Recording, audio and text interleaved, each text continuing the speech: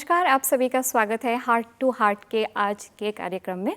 और हमारे साथ आज उपस्थित है पद्मश्री से सम्मानित डॉक्टर प्रवीण चंद्रा जी, जो कि एक प्रसिद्ध कार्डियोलॉजिस्ट हैं और साथ ही वो चेयरमैन है कार्डियोलॉजी मेदांता मेडिसिटी गुड़गांव के। सबसे पहले मैं आपका बहुत बहुत स्वागत करती हूँ सर। Thank you. सर, आज का जो विषय है वो बहुत ही एक महत्वपूर्ण विषय है और इसमें हम वार्तालाप करेंगे, लेकिन सबसे पहले मैं पूछना चाहूँगी, हम भारतीयों में सबसे बड़ी कौन सी वो गलती है जो हार्ट डिजीज़ के लिए या हार्ट रिलेटेड प्रॉब्लम्स के लिए बहुत ही ज़्यादा सोचने वाली बात है? जी नमस्ते।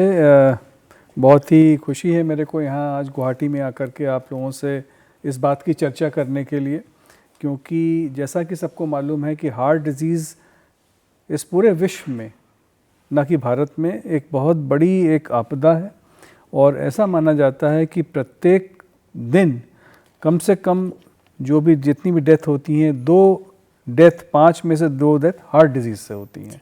और हम भारतीयों को हार्ट डिजीज़ यंगर एज यानी कि कम उम्र पे ही हो जाती है और जल्दी हो जाती है और काफ़ी बहुत ही तेज़ी से आती है। तो ये इसके मुख्य कारण जो हम लोगों के पाए गए हैं, एक तो हम लोगों की कुछ जीन्स ऐसी हैं जिसकी वजह से हम लोगों को जल्दी हार्ट डिजीज़ हो जाती है और कम एज पे हो जाती है। दूसरा, हमारे यहाँ शुगर यानी डायबिटीज़ के पेशेंट की बहुत आयत हो रही है। इसको डायबिटीज़ कैपिटल ऑफ इंडिया भी कहा जा रहा है, कैपिटल ऑफ द वर्ल्ड कहा जा रहा है इंडिया को। तो इसलिए जो है शुगर एक ऐसी बीमारी है जो कि हार्ट डिजीज़ को अपने साथ लेके आती है। शुगर और हार्ट डिजीज़ का आपस में बड़ा संबंध है, दोनों चचेरे भाई हैं। तो जब आते हैं तो साथ साथ आते हैं, इसलिए शुगर वाले मरीज़ों को ज़्यादा हार्ट डिजीज़ पाई जा रही है। जी सर, पहले जब हमने ये बात की तो आपने अभी मेंशन किया कि कम उम्र में हमने ये बीमारी ज़्यादा इंडिया में हम देख रहे हैं, लेकिन सर लगभग कुछ सालों से हम ये देख रहे हैं कि 30 और 40s में जो लोग हैं, जो सेलिब्रिटीज़ है, जो बहुत ऐसे जानकार लोग हैं जिनको हम जानते हैं, उनकी मौत हार्ट अटैक से हुई है और इवन वो बहुत ही ज़्यादा अपने स्वास्थ्य को लेके सतर्क है।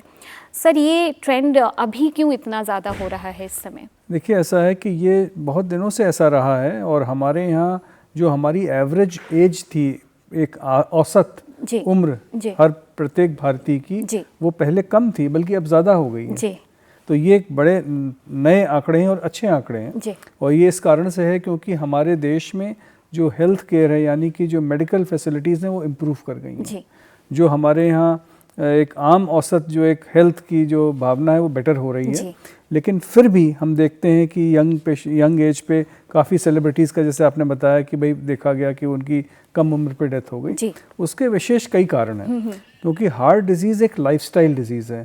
तो ये माना जा रहा है कि जब लाइफस्टाइल हमारी डिसबैलेंस हो जाती है तो उसका हार्ट पे सीधा असर पड़ता है। तो ऐसे लोगों में देखा गया कि भाई इनकी हार्ट जो लाइफ वर्क बैलेंस या जो डिसबैलेंस हुआ, जो एक बिगड़ गया संतुलन, उसके कारण से ऐसा हुआ। कई बार ऐसा देखा गया कि वो उनको ब्लड प्रेशर था जिसका कि वो इलाज ठीक से नहीं कर रहे थे, ध्यान नहीं दे रहे थे अपने ऊपर, एक्सरसाइज नहीं कर रहे थे समय से डेली बेसिस पे।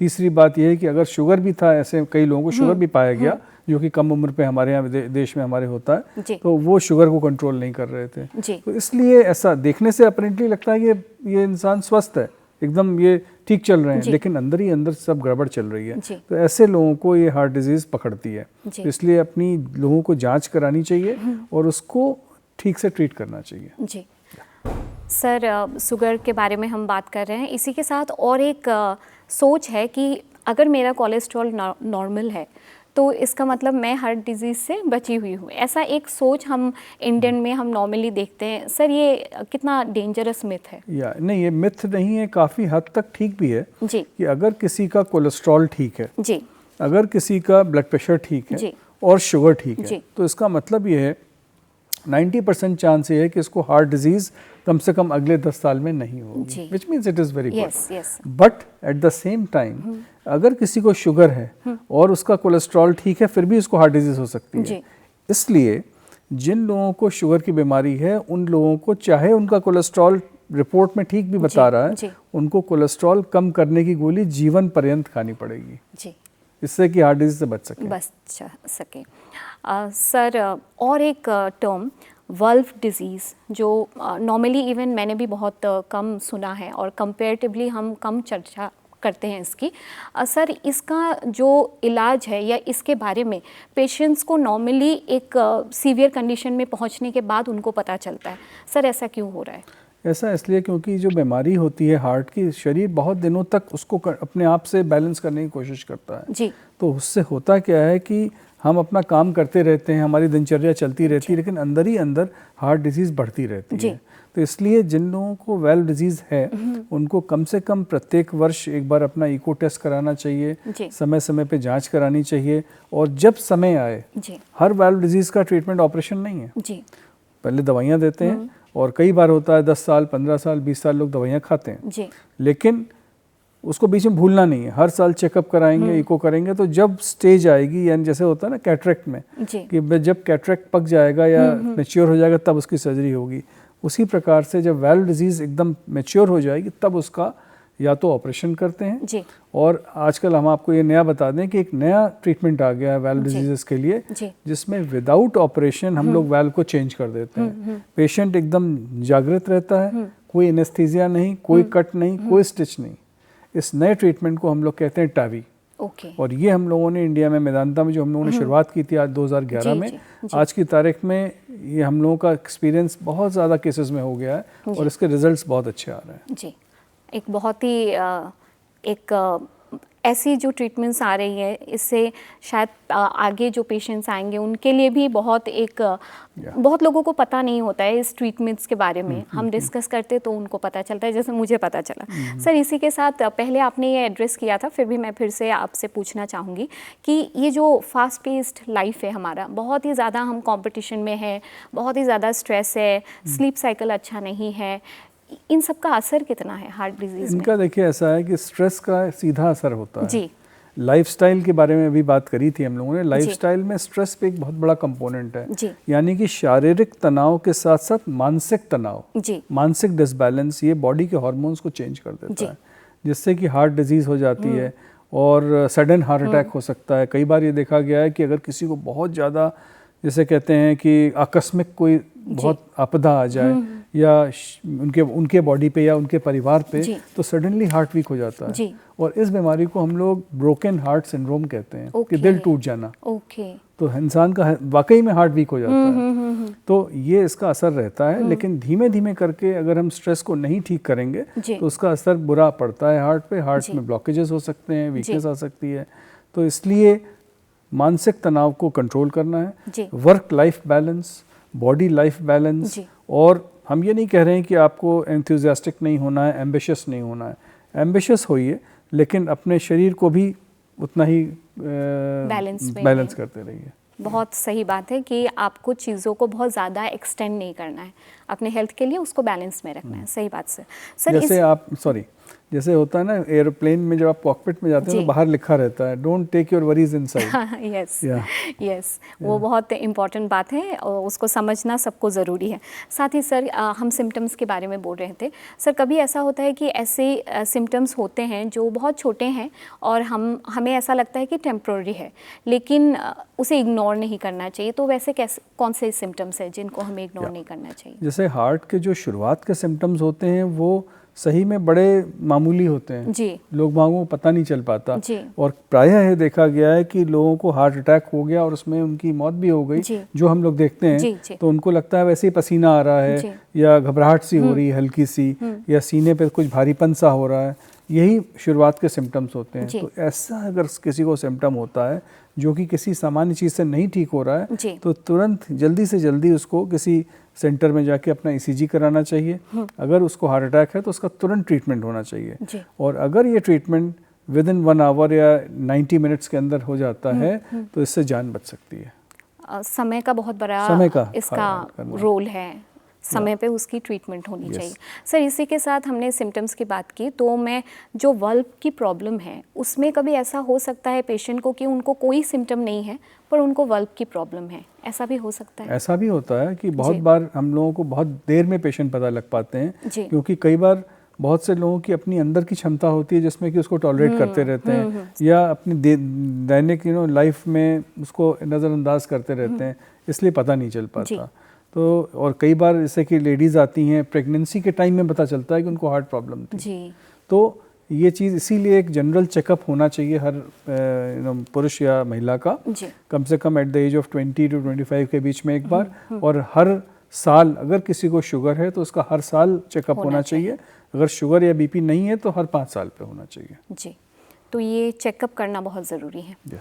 सर, मिनिमली इन्वेसिव जो प्रोसीजर होता है वो नॉर्मली कौन से पेशेंट्स के लिए ज़्यादा सूटेबल हम मान सकते हैं? मिनिमल इन्वेसिव जो आजकल जो प्रोसीजर्स होते हैं जैसे कि मिनिमल इन्वेसिव सर्जरी या मिनिमल इन्वेसिव इंटरवेंशंस, ये ऐसे लोगों को ज़्यादा करते हैं जिनके रिस्क ऑफ ट्रीटमेंट ज़्यादा हाई है। जैसे कि कोई बहुत एल्डरली पर्सन है, 75 ईयर्स 80 ईयर्स के पेशेंट हैं, जैसे कि 97 का मैक्सिमम हमने वेल रिप्लेस किया है, उन सब में हम लोग वही टावी ट्रीटमेंट करते हैं। लेकिन आजकल एक छोटा ऑपरेशन भी आ गया है। जैसे कि कोई यंग पर्सन है, he is very active in life, he wants to kind of lead a normal life, तो उसमें ऑपरेशन के समय पूरा ऐसे छाती बीच से काटी जाती है। लेकिन इस मिनिमल एक्सेस में या तो साइड से छोटा सा कट लगाते हैं या साइड से एक छोटा सा कट लगा के एक रोबोट द्वारा ऐसे में ट्रीटमेंट करते हैं। और ये स्पेशली जैसे यंग गर्ल्स के अंदर भी बड़ा इम्पोर्टेंट होता है ताकि वो कम से कम स्कार दिखे ना और उसका जो बोन कटे ना। तो ये काफ़ी पेशेंट्स में आजकल करीब 25 से 30% पेशेंट में आजकल हम लोग MICS या मिनिमल इन्वेसिव ट्रीटमेंट करते हैं। सर, सक्सेसफुल रेट कैसा है इसका? इसका सक्सेस रेट ऑलमोस्ट वैसा ही बराबर है। इसकी कई स्टडीज़ करी गई, स्पेशली सर्जरी जो वेल रिप्लेसमेंट है और टावी को कंपेयर किया गया, तो ये देखा गया कि जो टावी ट्रीटमेंट है ये as good as surgery treatment है। और इसीलिए बहुत से लोग आजकल विदाउट सर्जरी ही ट्रीटमेंट करा लेते हैं। बहुत और हम लोग एडवाइस कर देते हैं। बहुत ही ज़्यादा इजी हो गया है, इजी और सक्सेसफुल है और जल्दी इसका रिकवरी भी होगा क्योंकि कम इसकी रिकवरी तो इतनी अच्छी है कि कम से कम आप समझिए कि सेम डे पेशेंट खा पी सकता है और नेक्स्ट डे डिस्चार्ज कर देते हैं। बहुत ही अच्छी बात है। And they can go back to work एक 5 to 7 डेज में अपने काम पे जा सकता है। सर, हम बात कर रहे थे लाइफस्टाइल की। ये हार्ट डिजीज़ अभी इस समय की हम अगर बात करें तो सर लाइफस्टाइल से ज़्यादा ये इन्फ्लुएंस हो रहा है या जेनेटिक भी इसका इम्पैक्ट है? देखिए, ऐसा है कि ये मल्टीफैक्टोरियल है। मल्टीफैक्टोरियल का मतलब होता है कई सारे कारण हैं जो कि आपस में मिल जाते हैं। और इसको हम लोग कहते हैं मल्टीप्लायर इफेक्ट। यानी कि हमारे अंदर एक तो जीन्स हैं ऐसी जो कि हमें हार्ट डिजीज़ की तरफ ले जाती हैं। दूसरा, अगर हम ध्यान ना रखें अपना तो डबल रिस्क हो गया। अगर हमें शुगर हो गई तो ट्रिपल रिस्क हो गया। अगर साथ में ब्लड प्रेशर भी हो गया तो 4 times रिस्क हो गया। तो इस तरह से इसका मल्टीप्लायर इफेक्ट रहता है। तो इसलिए हम लोगों को एज भारतीयों को, इंडियंस को अपना ध्यान ज़्यादा रखना है, स्पेशली डाइट पे, एक्सरसाइज पे। और मेन चीज़ हम ये कहेंगे आज की तारीख में, जैसे आज हम यहाँ कई लोगों से मिले तो हमें लगा कि एक्सरसाइज का जो करने की वो एक है रेट है वो थोड़ा कम हो गई है। लोगों ने वॉक करना कम कर दिया है, सब स्कूटर या गाड़ी या मोटर पे चल रहे हैं। इजी लाइफ की तरफ ज़्यादा लोग वही। Yes, absolutely sir. Sir, women की बात भी एक पूछना चाहूँगी। वुमेन के केस में सिम्टम्स थोड़े डिफरेंट होते हैं। सर, क्या ये रीज़न है कि हम डायग्नोसिस भी बहुत लेट हो पाते हैं इस वजह से? देखिए, सबसे पहली बात तो ये बता देंगे, women are really privileged in sense of heart problems.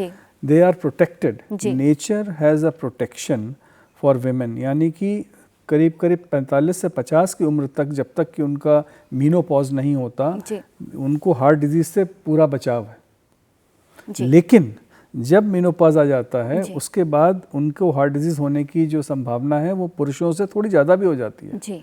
और ये भी देखा गया कि जब महिलाओं को हार्ट अटैक होता है तो बड़ा सिवियर होता है और उसमें मतलब मृत्यु होने तक की संभावना ज़्यादा हो जाती है। तो इसलिए जब भी कोई सिम्टम हो किसी महिला को इस तरह का तो उसको ज़्यादा सीरियसली लेना चाहिए। पहले सीरियसली नहीं लिया जाता था, तो इसलिए हम लोगों को बहुत लॉस हुए हैं। लेकिन अब हम लोग सब लोगों को इसका ध्यान रखना है कि अगर किसी महिला को हार्ट की प्रॉब्लम लग रही है तो उसको ये नहीं कहना चाहिए कि भाई कोई बात नहीं, ठीक हो जाएगा, उसका चेकअप कराइए। बिल्कुल। सर, सोशल मीडिया बहुत ही एक इम्पॉर्टेंट पार्ट है हमारे लाइफ का, और अभी हम देखते हैं कि बहुत सारे ऐसे ट्रेंड है जिसमें हम डाइट हो या लाइफस्टाइल में खाने की तरफ डिफरेंट चेंजेस हम देखते हैं। सर, कौन सा ऐसा डाइट है या खान पीन है जो बहुत ही ज़्यादा हार्ट के लिए बहुत ख़राब है या अच्छा नहीं है, जो ट्रेंड में है? सो देखिए, ऐसा है कि एक तो जो ये फास्ट फूड हैं जनरली, जैसे कि पिज़्ज़ा, बर्गर, ये सब जितने भी हैं, they are all made of things which are not good. एक तो वो डीप फ्राइड है, वो मल्टीपल टाइम्स फ्राइड है जी। तीसरा वो जो है प्रिजर्व मटेरियल से बने हुए हैं, प्रिजर्व आइटम्स बहुत हैं उसके अंदर जिसमें कि केमिकल्स होते हैं, प्लस उसके अंदर मैदा है जी। ठीक है, तो ये सारा कॉम्बिनेशन जो है इट्स अ वेरी घातक कॉम्बिनेशन। वो एक रेसिपी है कि हाँ भाई ये आपको प्रॉब्लम बॉडी को करेगा जी। तो इसलिए उससे मोटापन होता है जी। उससे शुगर जल्दी होती है, उससे हाई ब्लड प्रेशर होता है क्योंकि उसमें नमक ज़्यादा होता है जी। और हार्ट डिजीज़ तो उसका साइड इफ़ेक्ट है ही है, हो जाता है। इसलिए इन चीज़ों को बहुत रेयरली खाना चाहिए जी। ये नहीं कि कभी भी ना खाओ, कभी तो खा ही सकते हैं, लेकिन आम तौर पे जो लोगों को भोजन करना चाहिए वो हम लोगों का जो इंडियन सिस्टम ऑफ कुकिंग है ना, जो थाली होती है बैलेंस, वो सबसे बेस्ट है जी। और इसीलिए उसको अगर हम लोग फॉलो करते हैं, वेजिटेबल्स वगैरह जो भी सीजनल होती हैं वो खाते रहते हैं, दैट इज़ वेरी गुड। अभी क्या ट्रेंड आ गया कि वेजिटेबल्स भी कम हो गई हैं, फ्रूट्स भी कम हो गए हैं, मतलब जो रॉ मटेरियल है या जो नेचुरल प्रोडक्ट्स हैं उनको हमें ज़्यादा लेना चाहिए जी। सर, और ये जो एक टाइप का है कीटो डाइट हो या डिफरेंट टाइप के डाइट्स होते हैं जो लोग अपना वेट बहुत जल्दी कम करने के लिए जो डाइट्स फॉलो करते हैं, सर वो सही है या? आई मीन वो to a extent one can do that to reduce the weight. जैसे कि आपको भाई कैलोरी पूरा कैलोरी कंटेंट कम कर दीजिए तो वेट आपका अपने आप कम हो जाएगा। और जैसे कि उसके अंदर ये कार्बोहाइड्रेट्स को बंद कर देते हैं, कार्बोहाइड्रेट्स कम कर देते हैं। तो मेरा गैस है कि अगर बहुत ज़्यादा एक्सट्रीम ओबेसिटी है, बहुत ज़्यादा मोटापन है तो इस काम को शुरू में किया जा सकता है, बट एवरेज इंसान को सबको एक बैलेंस डाइट लेना ज़रूरी है या जी।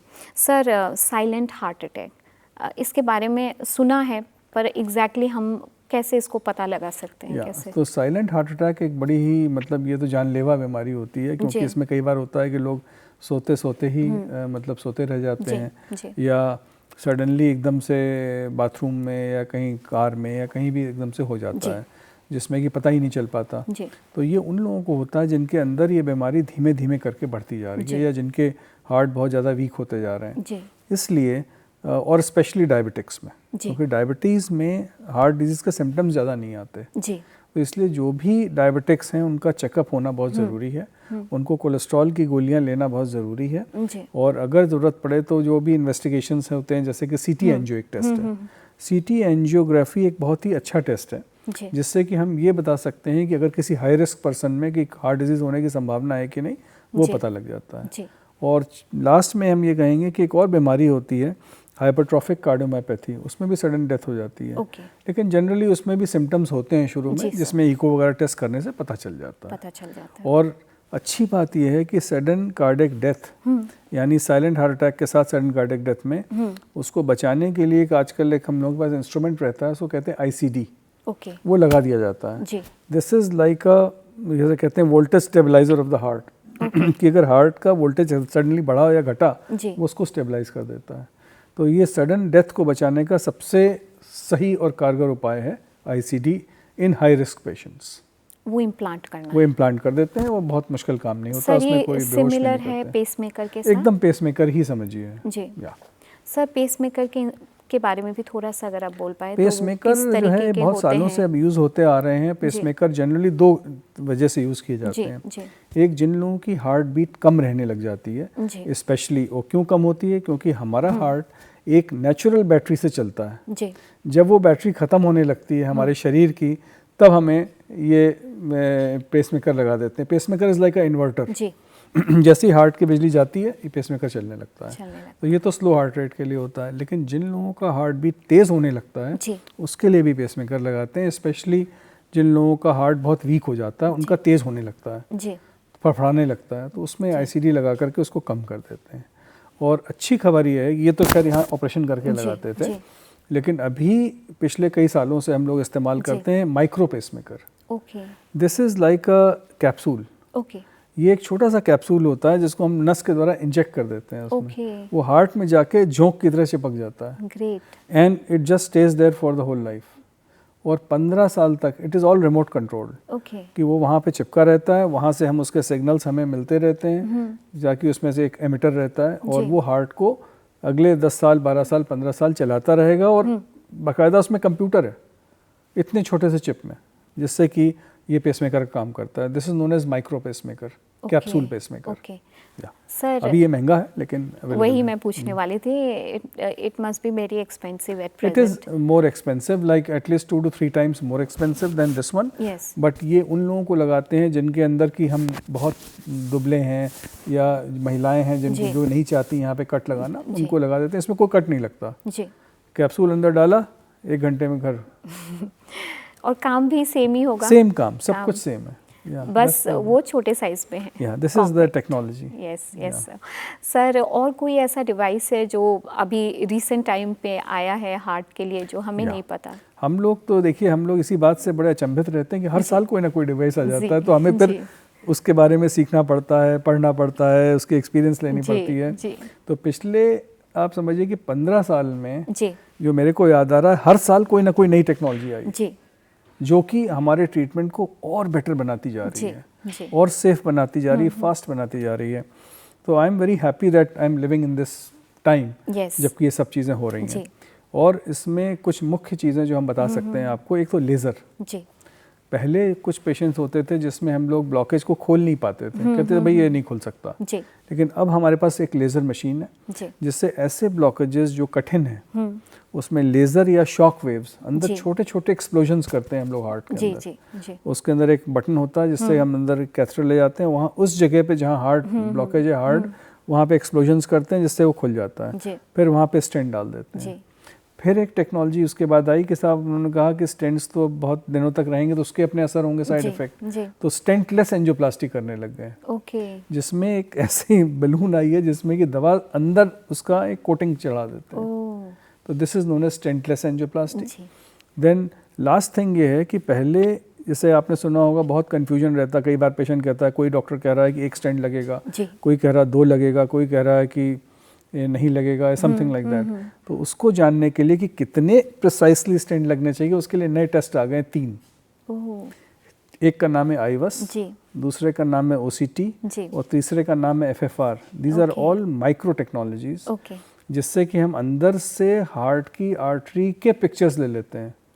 It's so minute, goes inside, सारे पिक्चर्स लेके हमें बताएगा और उसके मेजरमेंट्स देगा, उसके थ्रू प्रेशर बताएगा और फिर हम डिसाइड कर लेते हैं ओके यार 5 ब्लॉकेज हैं, कोई ज़रूरत नहीं है, एक कोई करना है, बाकी 4 तो दवा से ठीक हो जाएंगे। तो इसलिए ट्रीटमेंट आसान भी हो गया है और हमारे लिए प्रिसाइज भी हो गया है। ओके लेकिन सर ये हर हॉस्पिटल में अवेलेबल है? अनफॉर्चुनेटली हर हॉस्पिटल में अभी नहीं है जी। लेकिन ये है कि एटलीस्ट हम ये कह सकते हैं कि भाई ये टेक्नोलॉजी इंडिया में हम लोग पिछले 10 साल से यूज़ कर रहे हैं, 11 साल से जी। और काफ़ी इसके अच्छे रिजल्ट्स आ रहे हैं जी।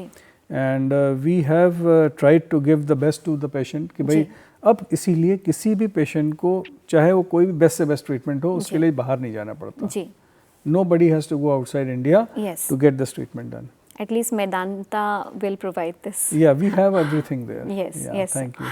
Sir, last but not the least एक क्वेश्चन पूछना चाहूँगी कि बहुत सारी चीज़ें हैं हमको ध्यान में रखना चाहिए, बट कोई ऐसी 1 या 2 चीज़ जो रेगुलर अगर हम ध्यान रखें और करें तो हम हार्ट डिजीज़ को थोड़ा मिनिमाइज कर सकते हैं, थोड़ा कम कर सकते हैं, ऐसा कुछ? एब्सोल्युटली। आई थिंक ये सिर्फ बहुत ही सिंपल इसका आंसर है, बहुत ही सिंपल जवाब है कि कुछ नहीं करना है, सिर्फ अपनी लाइफस्टाइल को थोड़ा बैलेंस करना है जी। थोड़ा खुश रहना है और दूसरी चीज़ ये है कि अगर किसी को ये बीमारियां हैं साथ में जो कि आ सकती हैं, किसी को भी आ जाती हैं, ब्लड प्रेशर हो सकता है, शुगर हो सकती है, जैसे जैसे एज बढ़ती है, तो अगर है तो उसका ट्रीटमेंट करते रहो, उससे अवॉइड मत करो। बहुत से लोग कहते हैं अरे भाई अभी हम दवा नहीं खाएंगे क्योंकि लाइफ लॉन्ग खानी पड़ेगी, ऐसा नहीं है। अगर अभी आप दवा खाएंगे तो लाइफ लॉन्ग आपकी सब कुछ सेटल रहेगा। इसलिए अभी से आप दवा जब भी पता लगे दवा शुरू करिए और उसका मॉनिटरिंग करते रहिए। That's all, nothing worry about, nothing else. Yes sir. और बाकी सर आप हैं तो डेफिनेटली हमारे पेशेंट्स को ज़्यादा चिंता करने की ज़रूरत नहीं है, we have the best doctors here. Sir बहुत बहुत शुक्रिया। आज मैं उम्मीद करती हूँ हमारे दर्शकों ने बहुत कुछ ऐसी चीज़ें जानी हार्ट रिलेटेड जो शायद उन्हें पता नहीं थी, मुझे भी नहीं थी। फिर से मैं डॉक्टर प्रवीण चंद्रा जी का बहुत बहुत शुक्रिया करना चाहूँगी और दर्शकों को भी शुक्रिया हमारे साथ बने रहने के लिए। और आज के इस कार्यक्रम से हम विदा लेते हैं। नमस्कार। Thank you.